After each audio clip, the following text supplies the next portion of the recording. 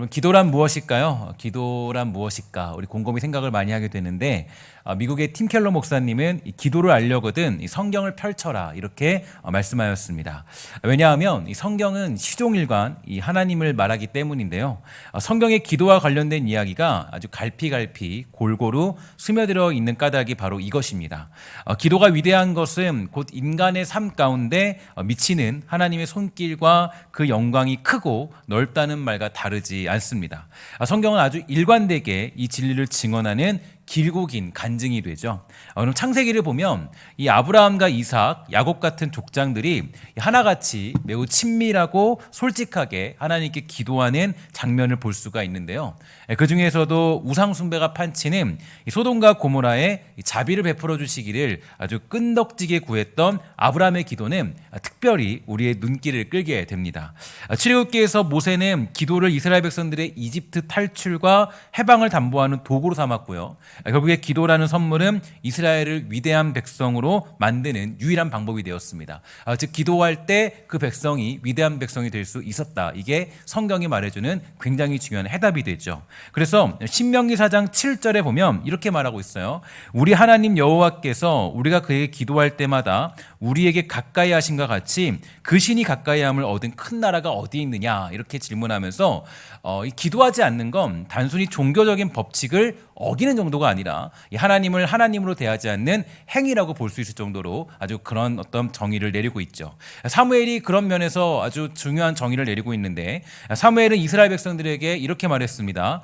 나는 너희를 위하여 기도하기를 쉬는 죄를 여호와 앞에 결탄코 범하지 아니하겠다 이렇게 얘기하는데, 기도하지 않는 것 곧 죄라고 사무엘이 정의해주고 있는 거죠. 그러니까 왜냐하면 기도를 통해서 하나님을 만나게 되고, 기도를 통해서 하나님과 함께하게 되고, 기도를 통해서 하나님의 영광을 누리기 때문에 기도하지 않는 건 죄다. 그래서 때로는 하나님이 우리에게 기도할 수밖에 없는 그러한 상황을 만들어주는 이유도 거기에 있어요. 그러니까 여러분, 우리가 바벨론 포로로 잡혀갈 때도 사실 이유가 있었죠. 왜냐하면 그들이 희년을 지키지 않았어요. 희년을 지키지 않았기 때문에 그 희년을 지키지 않았던 그런 모든 대가들, 어떤 그런 절기를 지키지 않았던 모든 것들을 다 지키도록 만들기 위해서 하나님이 바벨론 포로로 그들을 보내십니다. 그러니까 이제 그런 것과 똑같은 거예요. 그러니까 하나님이 왜 우리에게 때로는 기도할 수밖에 없는 그런 길을 주시느냐? 이유는 간단해요. 내가 기도하는 죄를 범하지 않도록 하기 위해서 하나님 앞에 기도할 수밖에 없는 그런 시간들을 허락해 주시는 겁니다.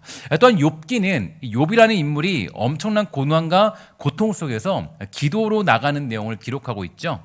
그런데 욥기서 말미에 보면 아주 중요한 내용이 한 가지 등장을 하는데요. 욥의 고통 속에서 그에게 가장 고통스럽고 괴로운 카운터 펀치를 날린 사람들이 있었는데 바로 그의 친구들이었습니다. 그들을 꾸짖으시면서 하나님은 이렇게 말씀하셨어요. 뭐라 그랬냐면, 욥이 너희를 용서하여 달라고 기도하지 않으면 내가 징계를 거두지 않겠다 이렇게 말씀하세요.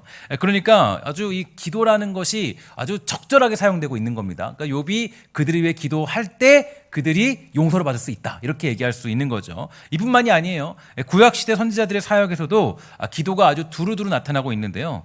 기도는 하나님 말씀이 선지자들에게 임하는 통상적인 경로가 되었습니다. 바벨론으로 끌려갔던 유대민족이 살아 돌아올 수 있었던 이유도 결국 기도로 인하여 맺어진 열매였고요. 예레미야 29장 7절에 의하면 포로 생활은 이방 민족과 성읍을 위해 기도하라는 명령에서 출발하게 됩니다. 그리고 다니엘은 하루에 3번씩 이 동족들의 죄를 회개하고 고국으로 돌아가길 요청하면서 응답해 주시기를 기도하다가 바벨론의 권력자들의 손에 처형될 위기에 몰리게 됩니다. 그리고 세월이 흘러서 예루살렘 성벽을 재건하게 되었을 때 느헤미야도 아주 중요한 고비고비마다 며칠씩 기도하면서 슬기롭게 자신이 처한 상황을 돌파할 수 있는 그런 리더십을 발휘할 수 있었습니다. 구약뿐 아니죠. 신약에서도 기도는 굉장히 중요하게 작용합니다. 신약에 와서 예수님 역시 제자들에게 기도를 가르치셨고, 기도로 백성들을 고치셨고요. 기도하는 집이 되어야 될 어떤 성전이 변질되고 타락했음을 통렬히 비판하셨습니다. 오직 기도할 때 비로소 귀신도 쫓아낼 수 있다 이런 선포를 하실 정도로 아주 기도만이 가장 큰 중요한 통로라고 우리에게 말씀하십니다. 예수님은 시시때때로 자주 뜨겁게 부르짖으며 눈물로 기도하셨고, 더러는 이 밤을 꼬박 새우기도 하시면서 기도하십니다. 성령이 내리고 임한 것도 영광스러운 모습으로 변화된 것도 이 모두가 기도할 때 일어났던 사건들이죠. 더 없이 큰 위기 앞에서도 주님은 기도하십니다. 심지어 돌아가시기 전날 밤에는 제자들과 교회를 위해서 기도하셨고요. 겟세마네 동산에서도 몹시 고통스러워하면서 아버지께 간구했어요. 그리고 마침내 기도하면서 숨을 거두시게 되죠. 그리고 사도행전 1장 14절에 보면 제자들은 한데 모여 앞날을 위해서 오로지 기도에 힘썼다라고 말하면서 교회로 모이는 자리에서는 예외 없이 모든 사람들이 기도에 힘썼다라고 사도행전은 증언해주고 있습니다. 그리고 이렇게 뜨겁게 기도할 때 어떤 일이 벌어집니까? 성령의 권능이 초대교회 성도들에게 임하게 되죠. 이들은 기도하면서 지도자를 선발했고요, 임명하였고, 이 크리스찬이라고 한다면 너나 할 것 없이 때를 정하여서 성실하고 헌신적으로 열정적인 기도의 삶을 사는 것이 당연하다고 여겼습니다.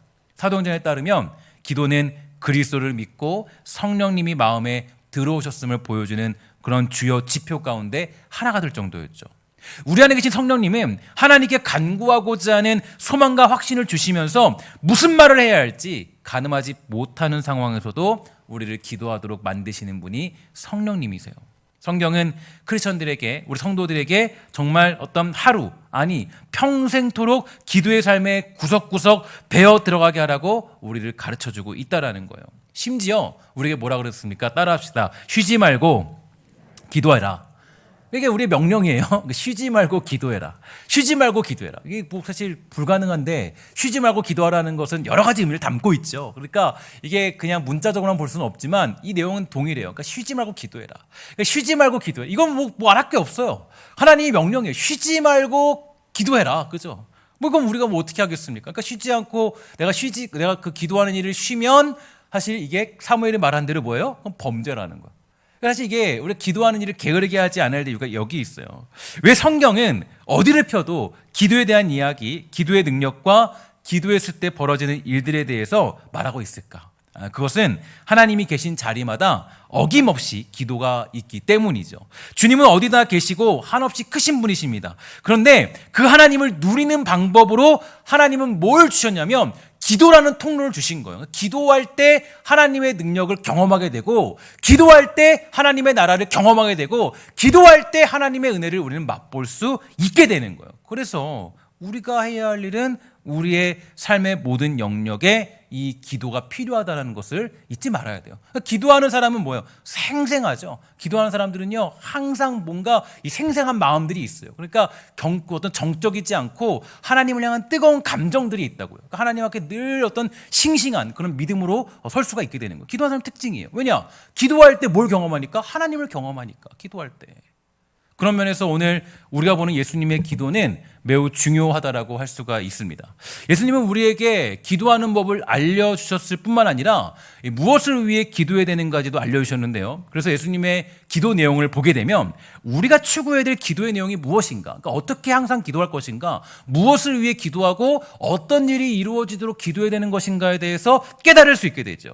특히 예수님은 지금 제자들을 위해서 기도하고 계십니다. 예수님이 11절에서 볼 수 있듯이 나는 세상에 더 있지 아니하오나 그들은 세상에 있사옵고 나는 아버지께로 갑니다. 이런 사실 때문에 주님은 기도하고 있죠. 그래서 이 예수님은 이제 곧 죽으실 것이고 부활하셔서 승천하실 것이에요. 그리고 그러나 제자들은 이 땅에 남아서 주어진 인생을 살아야 됩니다. 예수님은 주어진 인생을 살아야 될 제자들을 위하여서 중보기도 하고 계신 거예요.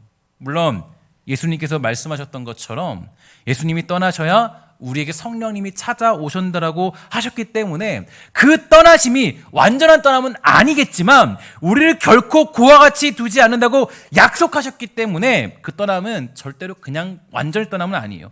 그럼에도 불구하고 예수님은 3년을 함께 지내왔던 제자들을 위해서 기도하고 계시죠. 예수님은 제자들을 너무나 사랑하셨고 그들이 걸어가야 될 길이 무엇이신지 아셨어요. 제자들은 훗날 모두가 어떻게 되냐면 다 순교하게 돼요. 그러니까 여기서 그냥 둔 사람이 없어요. 다 뭐 살가죽이 벗겨진다거나 톱으로 잘린다거나 뭐 여러 가지 막 고통을 당해요. 심지어는 십자가에 거꾸로 매달려 죽는다거나 뭐 별일 다 당해요. 그렇게 순교를 당해요. 훗날 모두가 순교하게 돼요. 어떤 사람은 살가죽이 벗겨지는 고통을 당하고 어떤 사람은 예수 믿는다는 이유로 그 복음을 전한다는 이유로 십자가에 처형을 당하면서 어떤 사람은 거꾸로 된 십자가에 매달려 죽기도 합니다. 제자들뿐 아니라 훗날 예수 믿는 많은 사람들이 토백혀서 죽기도 했다라고 성경은 우리에게 가르쳐주고 있죠. 예수님을 따르는 수많은 사람들이 모두 다 그 길을 걸어가게 되었습니다. 그러면 왜 과연 이런 고난들, 고통들이 따르게 되는 걸까? 분명히 예수님은요, 당신의 제자들을 위해 기도하셨고요, 예수님 없이 이 땅을 살아가야 될 수많은 사람들을 위해서 기도했음에도 불구하고 왜 과연 제자들은 이런 길을 걸어가게 된 것일까? 일단 예수님이 하셨던 말씀을 좀 보게 되면요, 누가복음 9장 23절에 보면 예수님이 우리에게 이렇게 말씀하셨어요. 아무든지 나를 따라오려거든 자기를 뭐하라 그래요? 부인하고 날마다 제 십자가를 지고 나를 따를 것이니라. 우리 함께 다시 한번 읽어보도록 할게요. 시작. 아무든지 나를 따라오려거든 자기를 부인하고 날마다 제 십자가를 지고 나를 따를 것이니라. 아멘. 날마다요, 날마다. 그러니까 내가 어느 정도 조금 한 기간 1년만 십자가를 지는 것이 아니라 날마다 자기 십자가를 지고 나를 따를 것이니라. 이게 주님의 명령이에요. 그러니까 예수 믿고 나서도 고난이 있고 아픔이 있고 어려움이 있는 것, 그건 우리가 피할 수 없는 길이라는 거죠. 제가 내일도 그 새벽 설교를 준비하면서 그런 설교를 준비했는데, 우리가 그 가야 되는 길은요, 그 고난의 길은 피할 수 없는 길이에요. 주님이 말씀하신 길이에요. 그러니까 훗날 그 제자들이 순교할 것을 주님은 다 아세요. 그러니까 주님이 기도하셨지만 그들이 정말 그 순간에도 고난당할 것을 우리 주님은 다 알고 계신다고요. 예수님은 제자들에게 걸어가야 될 길을 제시해 주셨는데 그 길이 뭐냐? 자기를 부인하고 날마다 자기 십자가를 지고 주님을 따르는 거예요. 여기서 우리는 예수님께서 제자들에게 이루시고자 하는 목표가 무엇인가에 대해서 너무 생생하게 잘 알 수가 있게 되죠. 예수님은 우리가 세상에 만족하여 살아가도록 하는 것이 목표가 아니라 예수님이 우리를 키워내서 우리를 완성시키고자 하는 그 자리는 이 자리예요. 자기를 부인하고 날마다 자기 십자가를 지고 주님을 따르도록 하는 자리, 그 자리가 바로 주님이 우리를 완성시키는 자리라고요. 주님이 여러분들과 저를 어디로 이끌어 가시냐면, 야, 너 사업 잘 되게 만들어줄게, 너 뭐 어떤 뭐 자녀들이 복 받게 만들어줄게, 너 뭐 어떤 뭐 모든 게 다 잘 풀게 만들어줄게. 물론 하나님이 그런 복을 주시기도 하시지만 하나님이 원하시는 완성의 자리는 그 자리가 아니라 여러분과 제가 결국에는 자기를 부인하고 그 십자가를 지고 주님을 따르는 자리, 그게 완성의 자리예요. 그 자리로 서는 게 하나님의 완성이죠. 하나님이 그걸 위해서 우리를 택하시고 부르셔서 그 자리를 우리를 인도하신다고요. 그래서 주님이 이 땅에 오신 목적은 이 목적을 완성시키기 위함이죠. 예수님은 우리들에게 만만치 않은 길을 제시합니다. 먼저 자기를 부인한다. 이것을 쉽게 말하면 자기에게 이익이 되는 대로 사는 것이 아니라 타인의 이익을 위하여 살아가는 것을 말하게 돼요. 그러니까 이게 이제 그동안은 이제 내가 나 자신을 위해 살았지만 이제 그 예수님을 만나게 되면 타인의 이익을 위해서. 제가 그래서 그 결혼이라는 것을 제가 예전에 그 우리 강도사님 설교할 때 그런 말씀 드렸잖아요. 그러니까 우리가 중요한 게 뭐냐면 이 결혼이라는 건요, 사실 하나님이 아주 인류를 단편적으로 이렇게 주신 굉장히 중요한 성장의 과정이에요. 왜냐하면 결혼이라는 제도를 만들어 놓으신 이유는 우리가 타인을 위해서 살겠다라는 그런 결단, 아주 최고의 결단을 하는 자리가 결혼이거든요. 이거 우리에게 있을 수 없는 일이에요. 우리는 이기적인 존재죠. 우리는 너무 나밖에 모르잖아요.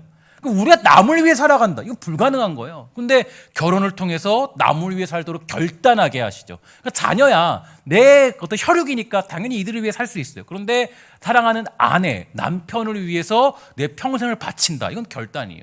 그러니까 사람들이 아주 그런 것들을 하나님이 기본적으로는 변화시킬 수 있는 자리를 주님이 만들어 놓으신 거예요. 그러니까 하나님의 목적은 뭐냐면 결국 우리가 타인을 위하여 살아가는 그 자리까지 완성시키는 게 하나님의 목표가 되는 거예요. 세상 속에 살아가는 사람들은 어떻게 하면 나의 이익을 추구할까라고 고민하지만 예수님을 따르던 제자들은 어떻게 하면 상대방에게 이익을 줄 수 있을까? 여기에 대해서 고민하며 살게 되는 겁니다. 이것을 조금 더 영적으로 말한다면 어떻게 하면 그들에게 생명을 전달할 수 있을까? 여기에 대한 답을 가지고 살아가는 걸 의미하게 되죠. 또한 자기 십자가를 지고 가는 것은 예수님께서 우리에게 새로운 생명을 주시기 위해 십자가 고난의 길을 마다하지 않았던 것처럼 우리 역시 그 고난의 길이 반드시 요구된다는 것입니다. 그 고난의 길이 없이는 절대로 제자의 길을 걸어갈 수 없다라는 걸 이번 기도를 통해서 주님이 말씀하고 있는 것이죠. 그래서 오늘 우리가 만나고 있는 예수님의 기도를 보면요, 예수님은 제자들이 이러한 길을 걸어갈 때 흔들림 없이 잘 보존될 수 있도록 기도하시는 거예요. 그래서 결국 오늘 읽었던 말씀의 마지막 보면 그 마지막까지 주님 이들을 지켜주세요, 이 얘기거든요. 그러니까 마지막까지 이들을 돌봐주세요. 마지막까지 이들이 정말 이 일을 잘 감당하다가 믿음 잘 지키다가 그 하나님의 영광에 참여토록 해주세요. 이게 주님의 기도예요. 그래서 주님은 우리 제자들이 아주 잘 보존되어서 이 마지막 하나님의 영광에 참여할 수 있도록 하시는 기도를 올려드리고 있는 겁니다. 그래서 예수님의 기도의 내용, 그 보존하는 내용을 보면 첫 번째 보존은 제자들의 공동체를 위해서 기도를 올리고 있습니다. 11절에 보면 예수님은 이렇게 얘기하죠. 우리와 같이 그들도 하나가 되게 하옵소서. 제가 예전에 말씀드렸는데 우리와 같이라는 것은 이 삼위 하나님의 교제와 사랑을 의미하는 겁니다. 그러니까 우리라고 하잖아요. 그러니까 예수님이 여기서 뭐 다른 얘기가 아니라 우리와 같이 그들도 이렇게 얘기해요.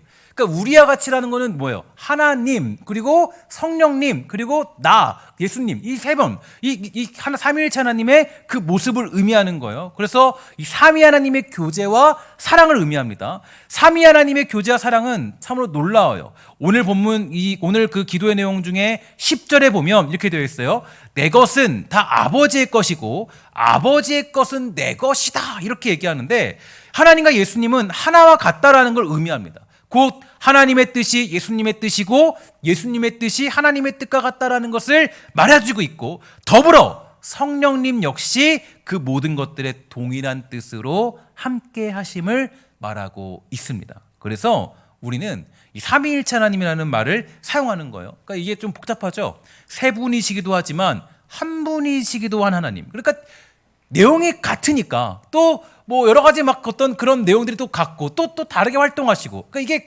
한 분이라고 얘기하는 어렵고 세 분이라고 얘기하는 어렵고, 그러니까 이게 되게 우리 복잡한 거예요. 그러나 이 내용을 조금 더 길게 풀어서 보면은 이 삼위일체 하나님이 어떤 분이구나라는 거를 알 수가 있죠.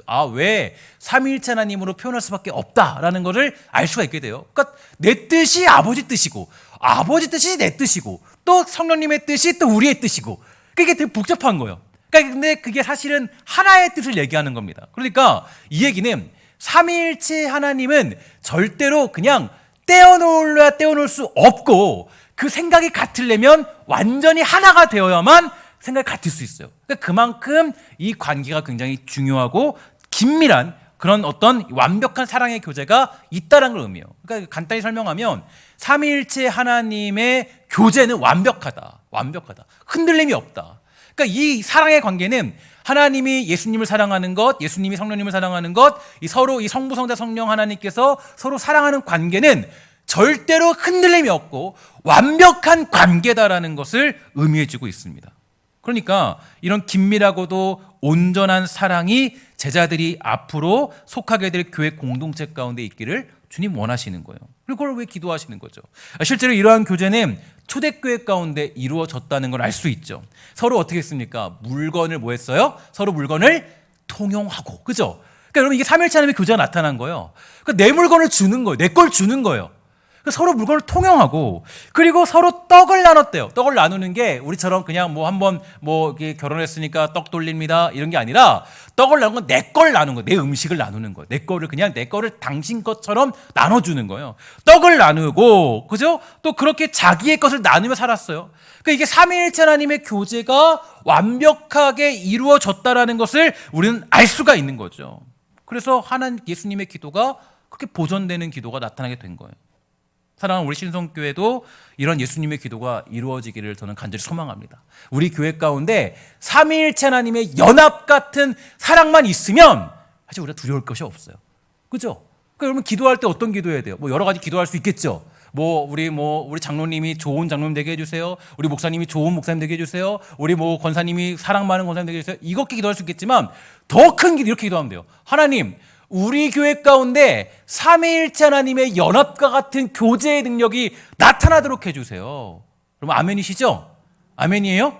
여러분, 그게 우리의 기도라고요. 그러니까 주님의 기도를 보면 우리가 뭘 왜 기도했는지 알아요.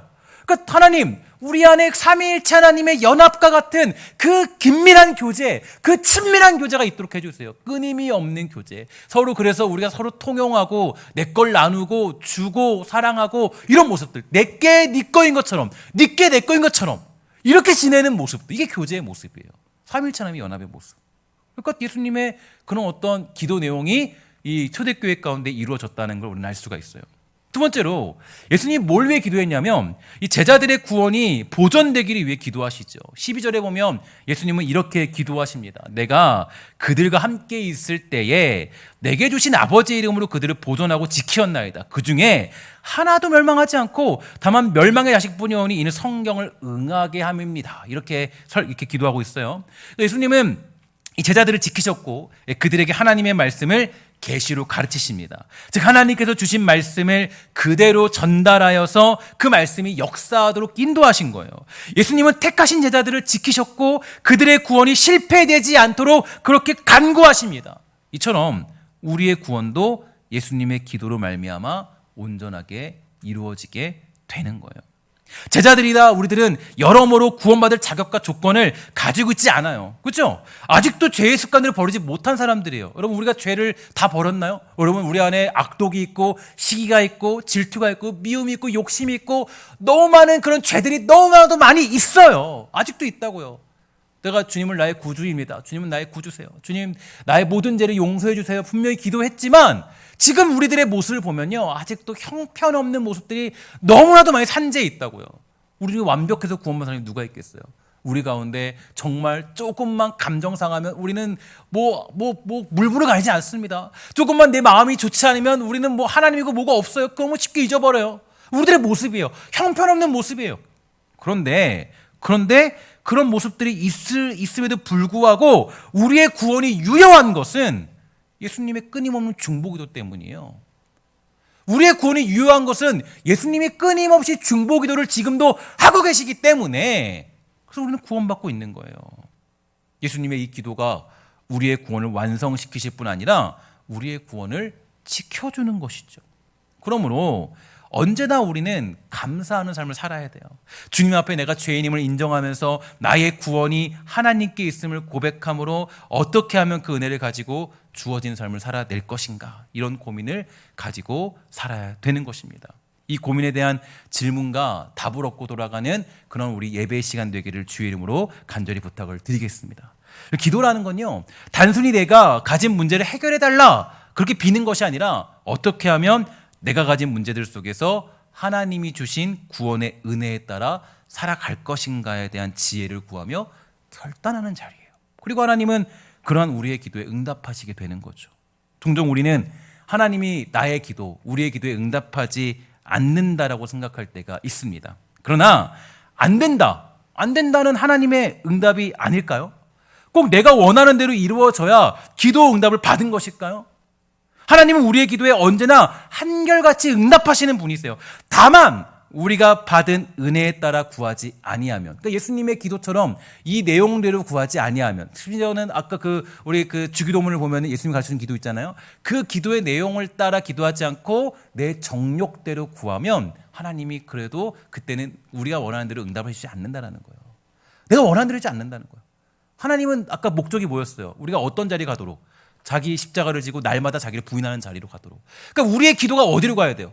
그러니까 날마다 자기 십자가를 지고 자기를 부인하는 자리, 그 자리를 위해 기도해야 되는데 우리가 정말 어떻게 보면 나의 유익과 이익을 위해 기도하니까 하나님이 야 그거 줄 수 없어. 안 돼. 내가 너 줬다가는 너 난리 날 텐데 안 주시는 거예요. 그러니까 그것을 가지고 자기를 부인할 수 없으니까. 돈이 일확천금이 들어오면요 그걸 가지고 자기를 부인하고 십자가를 지면 좋겠는데, 그죠? 지면 좋겠는데 안 하니까 하나님이 안 주시는 거예요. 안 하니까 할 수가 없으니까. 우리가 막 로또라도 사서 막 다다다닥 되면 좋겠죠. 근데 하나님이 안 주세요. 왜냐? 그거 받으면 자기를 부인하지 않고 십자가를 지지 않고 뭐 하니까? 그냥 자기 멋대로 살아가니까. 그러니까 예스보다 노라는 응답이 더 많게 되는 거죠. 예스라는 응답을 받는 방법은 구원의 은혜에 따라 어떻게 살아갈 것인가에 대해서 결단하고 간구하는 것입니다. 그렇게 할 때 하나님은 우리의 기도에 예스로 응답하시게 되는 거죠. 예수님이 우리들을 위하여 기도했을 때 그것이 응답된 것처럼 말입니다. 세 번째로 예수님은 우리가 거룩한 삶을 보존하도록 기도하십니다. 15절 내용을 보면요, 예수님은 이렇게 기도를 하시는데요. 내가 비옵는 것은 그들을 세상에서 데려가시기를 위함이 아니요 다만 악에 빠지지 않게 보존하시기를 위함이니이다. 그러니까 예수님의 기도가 보이죠. 예수님 뭘 위해 기도해요? 그들이 거룩한 삶을 살아갈 수 있도록. 그러니까 반대로 조금 이걸 응용해서 얘기하면 우리들도 뭘 위해 기도해야 돼요? 우리들도 내가 거룩한 삶을 살아갈 수 있도록 기도하는 거예요. 여러분들과 제가 기도하는 이유, 새벽 기도를 하는 이유, 특별 새벽 기도를 하는 이유는 어떻게 하면 더 거룩한 삶을 살아갈 것인가, 이 기도를 드리기 위해서 기도하는 거라고요. 그런데 이 15절의 이야기를 하기 전에 14절에 보면 예수님은 이상한 전제 조건을 우리에게 달고 계십니다. 이렇게 얘기하고 있어요. 내가 아버지의 말씀을 그들에게 주었사오매 세상이 그들을 미워하였사오니 이는 내가 세상에 속하지 아니함 같이 그들도 세상에 속하지 아니함으로 인함이니이다. 이렇게 전제 조건을 달아요.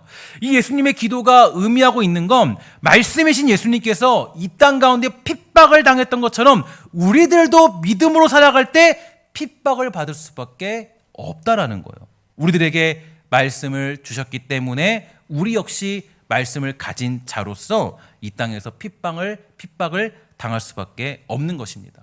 세상이 예수님을 싫어했던 것처럼 세상이 우리를 기뻐할 리 없어요. 우리를 기뻐하지 않는다고요. 세상은 우리를 기뻐하지 않아요. 그러나 예수님의 기도를 보면 우리들이 받게 될 세상의 핍박에서 벗어나서 이 땅에서 데려가기를 위해 기도하는 것이 아니라 악에 빠지지 않게 보존해 달라고 우리 주님 기도하시죠. 그러니까 우리가 믿음대로 살면 세상에서 우리가 받는 고난은 불가피하다는 거예요. 여러분, 이게 조금 싫을 수 있는데, 그러니까 우리가 믿음으로 살면 세상에서 핍박당하는 거는 우리가 어떻게 할 수 없어요. 그래서 보면 베드로 사도가 얘기하죠. 야, 이 땅에서 내 이름으로, 주의 이름으로 치욕을 당하면 하나님이 거기에 함께 계시는 줄 알아라. 그죠? 치욕을 당하면. 그죠? 치욕을 당하면. 그러니까 그게 가는 길이 그래요. 그러니까 믿음대로 살면, 예수 믿는 대로 살면, 막 사람들이 우리를 박수 쳐주고 세상이 기뻐해 주는 게 아니라 사실 핍박당하는 게 우리가 피할 수 없는 길이에요. 그러면 왜 예수님은 우리의 고난을 그냥 두시는 것일까? 그것은 예수님께서 이 땅에 오신 궁극적인 목적은 단순히 우리가 받는 고난을 면제시키기 위한 것이 아니기 때문입니다. 예수님께서 이 땅에 오신 목적은 17절부터 19절에 보면 정확하게 나타나고 있는데 이렇게 얘기하고 있어요. 우리 함께 이 말씀을 읽어보도록 하겠습니다. 함께 있습니다. 시작. 그들을 진리로 거룩하게 하옵소서. 아버지의 말씀은 진리니이다. 아버지께서 나를 세상에 보내신 것 같이 나도 그들을 세상에 보내었고 또 그들을 위하여 내가 나를 거룩하게 하오니 이는 그들도 진리로 거룩함을 얻게 하려 함이니이다. 아멘. 자, 주님 이 땅에 오신 목적이 뭐예요? 우리를 뭐 하도록 만들기 위해서? 거룩하게 만들기 위해서. 그러니까 우리를 거룩하게 만들기 위해서 이게 목적이에요. 그러니까 이 거룩함을 이루도록 하기 위해서는 고난도 어쩔 수 없이 지날 수밖에 없어요. 고난의 강을 지날 수밖에 없어요. 고난의 강을 지나지 않으면 우리는 거룩한 길로 가지 않기 때문이에요. 그래서 이 호세아에 보면요, 제가 그 호세아서를 강의할 때 그 호세아에 보면 이런 내용이 있어요. 그러니까 그들이 부해지면, 그들이 어떤 많은 걸 누리게 되면 하나님을 멸시하더라, 이런 얘기가 있어요. 그러니까 강해지고 어떤 뭔가를 얻게 되고 누리게 되면 그들이 하나님을 멸시하게 되더라, 이렇게 얘기를 해요. 그러면 이게 우리들의 모습이에요. 그러니까 때로는 고난이 있고 아픔이 있고 억울함이 있고 어려움들이 있어요. 그러니까 예수 믿어도 코로나가 걸리잖아요. 그죠? 걸리고 있잖아요. 그러니까 이런 어려움들이 있어요. 사람들이 막 뭐라 그래요. 막 사람들이 뭐 예수 믿는데 뭐 그거 왜 걸려? 막 그런데 걸리잖아요. 이런 어떤 오해도 받게 돼요. 억울함도 있다고요. 왜냐, 하나님이 그걸 통해 뭘 만들기 위해서, 우리를 거룩한 자리로 인도하기 위해서. 예수님이 이 땅에 오신 목적은 거룩이에요. 구원의 역사를 이루시고자 하시는 삼위 하나님의 뜻이 거기에 담겨 있습니다. 그 뜻에 따라서 예수님은 우리들을 거룩하게 하고자 십자가의 길을 걸으십니다. 그분의 죽으심이 우리를 거룩하게 만드시는 거예요. 그러므로 완전한 구원을 받은 우리들이 거룩한 길로 가는 방법은 사실 이겁니다. 내가 누군가를 위해서 죽는 삶을 사는 거예요. 언젠가 문득 이런 생각이 들은 적이 있습니다. 만약에 지금 내가 선택해야 될 일이 있는데 어떻게 선택하는 것이 더 거룩한 삶을 사는 것인가? 라는 질문을 가지고 있느냐라는 생각이었어요. 여러분은 어떻습니까? 무엇을 선택할 때 어떤 것이 더 거룩한 것이냐는 질문을 던지고 있습니까? 그러니까 우리의 질문은 언제나 여기 있어야 돼요. 그러니까 내가 뭘 해도, 어떤 일을 해도, 무슨 일을 해도 기도할 때 이 기도 제목이 있어야 돼요. 하나님, 내가 어떻게 하는 게 더 거룩한 길을 걸어가는 건가요? 내가 어떻게 하는 게 거룩한 길을 걸어가는 걸까? 이게 질문이에요. 그러니까 나의 기도에 대한 해답과 내가 막 끈질기게 매달려야 될 것은 주님 제발 내 얘기 좀 들어주세요. 주님 이 사업 좀 해결해 주세요. 문제 좀 해결해 주세요. 이게 아니라 하나님 어떻게 하면 내가 어떻게 하면 그 거룩한 길을 걸어가는 건가요? 어떻게 하는 게 내가 거룩한 길을 걸어가는 걸까요? 그게 우리가 생각해야 될 그런 내용이 되는 것입니다. 그래서 여러분 그 거룩한 길을 걸어가는 방법, 세례 요한이 뭐라 그랬습니까? 세례 요한이 그는 뭐하고? 그는 흥하여 하고 나는 뭐한다 그래요? 새하겠느니라. 그러면 이게 너무 중요한 메시지예요. 그러니까 그 세례 요한이 기도한 거예요. 세례 요한이 생각을 해본 거예요. 그러니까 거룩의 길은 하나님의 사람을 거룩의 길은 누가 망하고 싶어요? 쇠한나게 망한다는 건요. 그는 흥하고 나는 망해야 되겠다. 나는 망한 자가 되겠다. 이 얘기는 뭐예요? 나는 망한 자가 되는 게 거룩의 길이기 때문에 나는 그 길을 걸어간다는 거예요. 그러니까 우리가 기도할 때 이 기도를 하셔야 돼. 그냥 기도할 때 그냥 하는 기도가 아니라 내일 특수의 기도이잖아요. 기도할 때 하나님 내가 무엇을 통해서 거룩한 길로 갈 수 있나요? 어떻게 하는 게 더 거룩한 길인가요? 그러니까 내가 사업이 성공하는 게 거룩한 길이면 그 길을 가는 거죠. 근데 그 길이 만약에 나를 거룩의 길로 인도하지 않는다면 그 길을 안 가는 게 좋아요. 그런 결단과 지혜를 구하는 게 바로 기도의 자리고 끈질긴 그런 믿음의 자리가 거기 자리가 되는 거예요. 그러니까 우리는 항상 이런 질문 가지고 사는 것입니다. 우리가 무엇을 선택하느냐에 대한 근거는 나의 유익이나 내 생각이 아니라 무엇이 더 거룩한 일인가라는 질문이에요. 그러니까 그냥 관계가 잘 풀리면 좋은데 그러면 그게 관계 잘 풀리면 그게 거룩한 길이냐 아니냐 이 고민도 하셔야 돼요. 때로는 여러 가지 상황들. 그러니까 내가 막 다 잘 풀리면 좋은데 바로 이 질문에 바른 답을 내리기 위해서 믿음의 기도가 동원되는 거예요. 그러니까 믿음의 기도가 왜 필요하냐? 주님 들어주실 줄 믿습니다. 이게 아니라 하나님 어떻게 하면 거룩한 길 갈 수 있나요? 성령님 나에게 지혜를 주세요. 나에게 답을 주세요. 나에게 그 길을 보여주세요. 내가 혹시라도 그 길 걸어갈 때, 그 거룩한 길 걸어갈 때 내가 지치지 않게 해주세요. 그는 흥하여겠고 나는 쇠하겠는데 그 쇠한 길, 망한 길을 걸어간다 할지라도 주님 저에게 용기 주시고 담대함 주시고 그 길 넉넉히 걸어갈 수 있는 믿음 주세요. 이게 우리의 기도의 가장 중요한 내용이 되는 거예요. 그러니까 예수님의 기도를 보면 저와 여러분들이 무엇을 위해 기도해야 되는지를 너무 생생하게 잘 알 수가 있게 되는 거예요. 어떤 것이 더 거룩한 일인가? 과연 어떤 삶을 사는 것, 어떤 선택을 하는 것이 하나님의 거룩한 일에 동참하는 것인가? 그러나 그 거룩한 길에 서서 거룩한 결단을 하고 살아가는 것은 만만치 않은 삶의 여정입니다. 그러니까 아까도 제가 말씀드렸잖아요. 결혼하는 거 쉽지 않다. 왜냐하면 타인을 위해서 내가 헌신하겠다라는 결단이잖아요. 우리 그래 본 적 없어요. 평생 살면서 결혼 아니면 법적으로 아예 나를 올감해서 일을 그 사람을 위해서 내가 헌신하며 살겠습니다. 타인을 위해 살겠습니다. 이럴 수 없는 사람들이에요. 결혼을 해서 그렇게 하잖아요. 근데 그 힘들잖아요. 어렵잖아요. 그러니까 마치 똑같아요. 내가 주를 위해 산다라는 건 거룩한 길 가는 거예요. 거룩한 길 가는데 그 여정이 쉬워요? 어려워요? 어렵죠. 복잡한 심정이 있어요. 내가 희생하는데 기분 좋게 희생할 사람 사실은 없어요. 야 나는 주님 믿으니까 나는 희생해야지. 아니에요. 이 안에 막 참고 억누르고 나의 어떤 심정들을 막 참아내고 견뎌내는 거예요. 그리고 참아내는 거예요. 그러니까 힘들어요. 어려워요. 너무 복잡해요. 거룩한 길 가는 거 너무 힘들어요. 누군가를 위해 희생하는 거 정말 우리에게는 어울리지 않는 일이에요. 우리는 한 대 맞으면 어떻게 해야 돼요? 한 대 쳐야죠. 안 그러시는 거 아니죠? 그죠? 저만 그런 거 아니죠? 한 대 맞으면 한 대 쳐야 되잖아요. 저 사람이 나를 한 대 치면 나도 한 대 딱 쳐줘야 이게 맞잖아요. 근데 주님 뭐라 그러세요? 우리가 원하는 거는 참아라요. 견뎌라요. 맞으면 참으라는 거예요. 근데 참는 게 야 나는 주님 믿으니까 난 참을 수 있어. 안 그러잖아요. 자동차 운전만 해도 다 알죠. 운전하면 누가 확 끼어들면 막 뭐 목회자고 죄송하지만 목회자고 뭐도 직분자고 뭐고 다 에이 막 이러면서 막 난리날 치 막 프로션 빵빵 울리고 막 그러잖아요. 저는 안 그럽니다. 저는 좀 성화됐어요. 저는 안 그래요. 근데 많은 분들이 그러더라고요. 근데 어쨌든 그런 모습들이 있잖아요. 화가 나면 막 난리하고 내 성질 죽여야 되거든요. 내 성질 죽여야 돼요. 내가 불편해지는 거예요. 참는 거예요. 불편해지는 거. 때로는 이유 없는 핍박도 받아요. 오해를 받기도 해요. 그래서 우리 그리스도인들이 걷는 길은 고난의 길이 되는 것입니다. 데살로니가후서 1장 5절 이렇게 얘기합니다. 이는 하나님의 공의로운 심판의 표요 너희로 하여금 하나님 나라에 합당한 자로 여김을 받게 하려 함이니 그 나라를 위하여 너희가 또한 뭘 받는다 그래요? 고난을 받느니라. 이렇게 얘기합니다. 고난을 받느니라.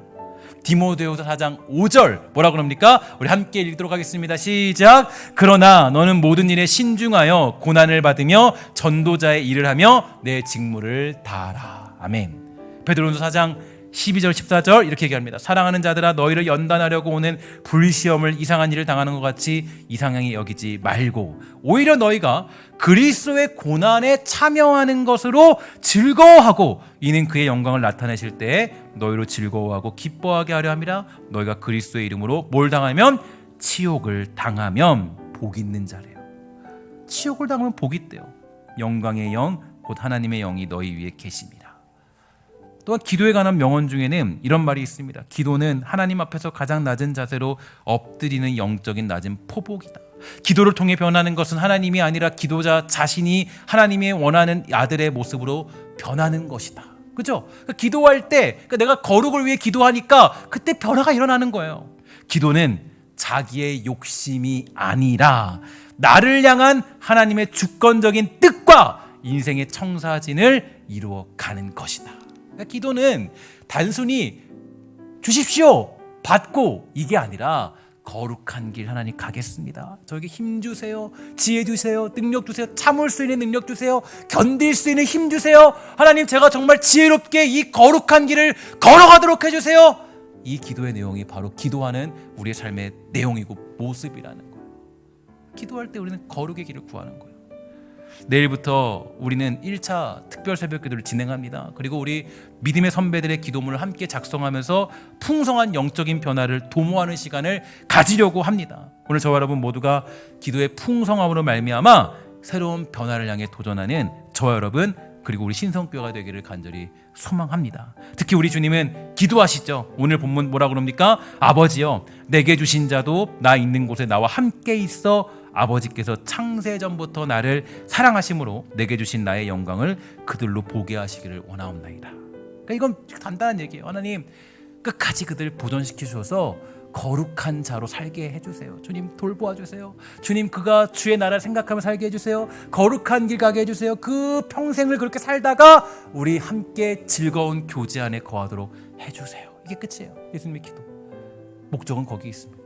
여러분 예수님의 이 기도를 보면서 이제 우리가 무엇을 위해 기도했는지를 알 수가 있을 것입니다. 오늘 그 예수님의 기도를 이루며 살아가기에 부족함 없는 주의 백성들 다 되기를 주의 이름으로 간절히 부탁을 드리겠습니다. 우리 기도하도록 하겠습니다. 하나님 감사합니다. 우리를 불러주셔서 사랑하는 우리를 불러주셔서 우리가 주의 사랑 안에 거하게 하시니 참으로 감사합니다. 하나님 사랑하는 주의 백성들 하나님 우리가 거룩한 길로 부름받았사오니 그 거룩한 길 가기에 부족함 없도록 돌보아 주시고 거룩한 길 갈 때 하나님의 사랑이 얼마나 큰지 그 거룩한 길로 인도하시고자 하는 하나님의 그 사랑이 얼마나 큰지 깨닫도록 허락하여 주시옵소서. 주님의 사랑이 아니고서는 우리는 그 거룩한 길 갈 수 없습니다. 하나님 그 사랑을 깨달아서 다시 한번 그 거룩한 길 가고자 하는 담대한 믿음들이 우리 안에 가득히 넘쳐날 수 있도록 주님 돌보아 주시고 은혜를 베풀어 주시고 궁유함을 우리에게 허락하여 주시옵소서. 모든 말씀 예수님의 이름으로 간절히 기도합니다. 아멘.